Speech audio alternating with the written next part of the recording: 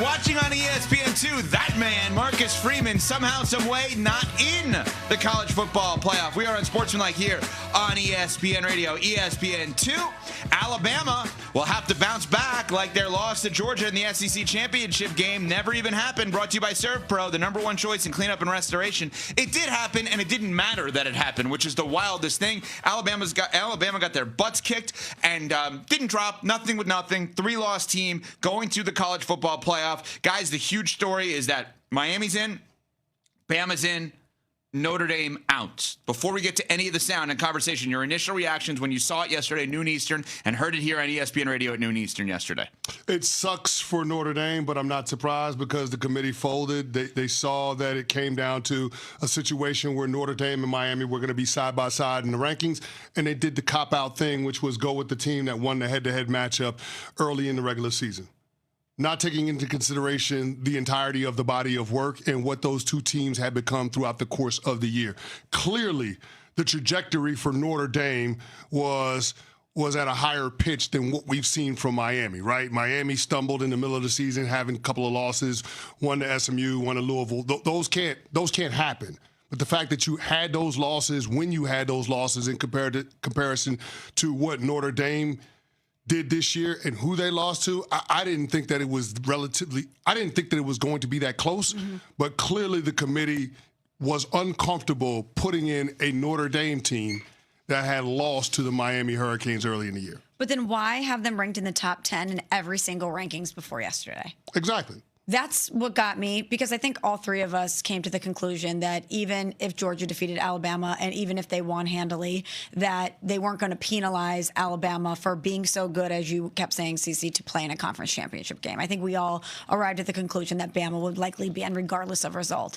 But I thought Notre Dame would be in too, based on the way that they were ranked every time prior to yesterday. They had those 2 losses at the beginning of the year, both to ranked teams, and you lost by a combined 4 points. We can have the conversation about not having a conference, not having the opportunity to play for a conference championship, but I thought Notre Dame would be in yesterday. That surprised me. Yeah, and to your point, Smalls, about the rankings, when the initial rankings came out 6 weeks ago, Notre Dame was 8 spots higher than Miami. Notre Dame had not lost since that point. What happened where you felt like Miami was more deserving of being over Notre Dame during the course of that month and a half? Exactly. The head-to-head, you didn't weigh that the same way prior when you were ranking Notre Dame in the top 10 and that high above Miami. I don't know. That just really surprised me yesterday because I was going based on what the committee had been telling us for all of these weeks leading up to the final reveal. Yeah, I was shocked, happily shocked. I think Miami should be in. I think Notre Dame should be in. I think Alabama's the one that should be on the outside looking in. But the reality is, I'll say the quiet part out loud. It's an utter joke. We don't have the top 12 teams in America in the college football playoff. We don't. It's ridiculous. The idea that Tulane and JMU are in, give me a break. Is the group of 5? I'm sorry. I'll come off as the college football snob. I don't care. You want to give them one spot? That's fine. You want to have the top 5 highest ranked conference champions? Do it differently. The top 5 highest ranked teams representing 4 power conferences and everyone else, that's fine. I can't have 2 of these teams in. Just because Virginia, unfortunately for you, lost doesn't mean we should have a team that is 20-25 in the college football playoff. That's the issue. Don't say that. Don't you say that. No, I'm serious. No, don't you say that. You were rooting for Virginia to lose. I was rooting for chaos. No, I was not rooting for Virginia to lose. I wasn't. Well, it was the same thing. Yeah. You were rooting for Virginia to lose. The reality is, and then you say, unfortunately, for your Virginia Cavaliers. Man, miss me with all of that. Don't try to make that point. It's ridiculous. Let's not lose focus here. The focus should not be on Miami. Miami should be in. Notre Dame should be in. And Alabama would annihilate Tulane and James Madison. And by the way, I'll sit here and tell you that it's awesome what Tulane did this year and awesome what James Madison did, but this is ridiculous. We don't have the top 12 teams. This is inclusion in life is a great thing.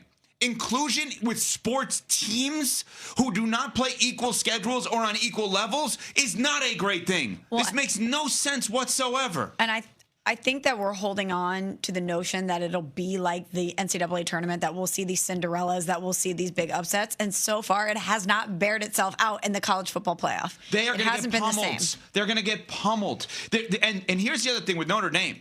And Notre Dame, we could sit here and debate this all day. Them pulling out of a bowl altogether is going to make them look bad, whether they're justified or not. And let me say this. I don't like their decision, but I do understand their decision. I think there's a happy medium. What I would have done if I'm Notre Dame, if they're so angry about this, because basically what they're saying is, you random bowl, you network, whatever network it's on, you don't get the benefit of having us. That's fine. You don't get our brand. You don't get our brand. You can provide a bowl game, a version of Notre Dame that doesn't look like the current one. Like CJ Carr doesn't play in the game. Love doesn't play in the game. Price doesn't play in the game. You give them a different version of your team. But this is where Notre Dame was hurt. If you really think about it, Alabama and Miami were coming at the committee with two parties representing them, their own school and their conference. The ACC, I'm sure, after Virginia lost, went all in making sure that they got a team in. And the SEC, we know that Greg Sankey, the commissioner, was not going to be okay with a conference champion loser not getting in. Notre Dame went into that argument by themselves.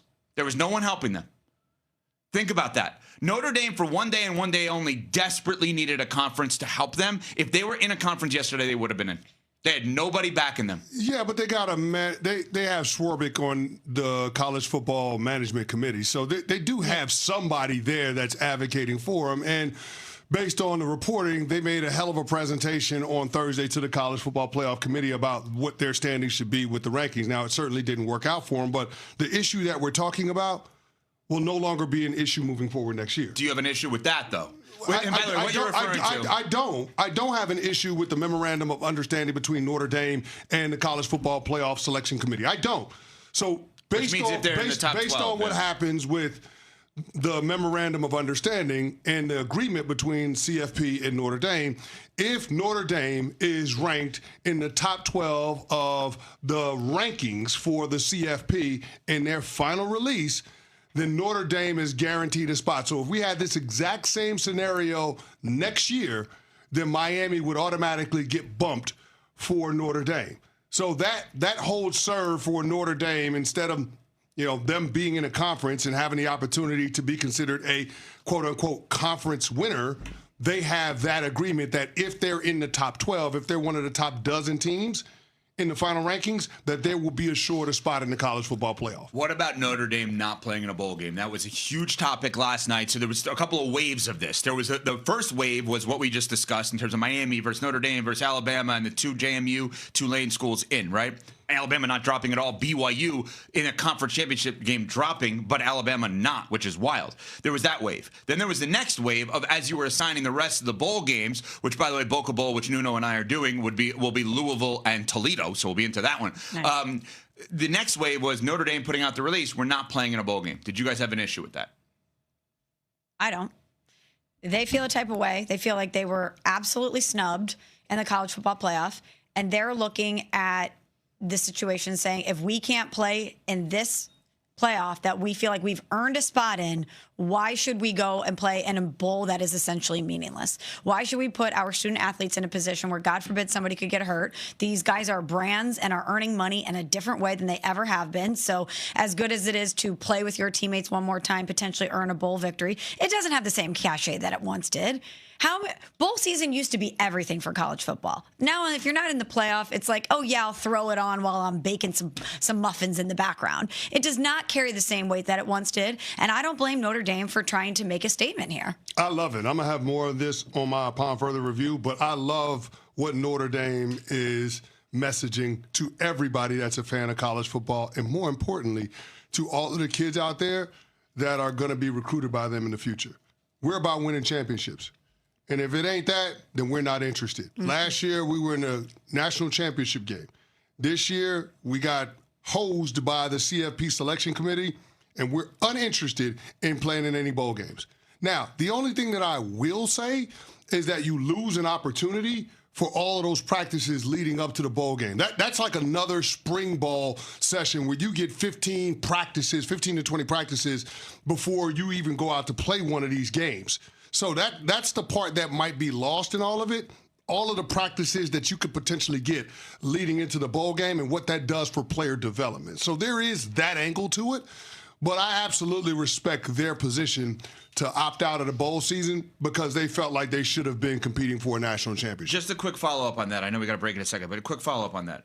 if that's the message that you're saying, it's championship or bust in essence. Let's say they have an average year. They go 8-4. Then they can't play in a bowl. If they were never in the mix for a college football playoff, if they were never in the top 12, and they just have like a transition year of 8-4, are they going to decline a bowl? Because based on what you said, if that's their methodology. I don't know that they're going to be in that position. I hear what you're saying, the hypothetical. I don't see that with Marcus Freeman being their head coach. I don't see that at all. He's the real deal. Nobody's Carr doubting being that. A quarterback, I don't see that happening anytime all right, soon, well, sir. To be continued on that one. There's a lot more on the college football playoff. Also a snow game yesterday that may have eliminated a team that somebody on this show thought could potentially make a run. We will get to that next. We're on Sportsmanlike, presented by Progressive Insurance. The college football playoff. Scoop and score! We got a national championship to chase. You put in tremendous amount of work to get to this point. Give it all. It begins with round 1 on December 19th and 20th on ESPN Radio and on ESPN.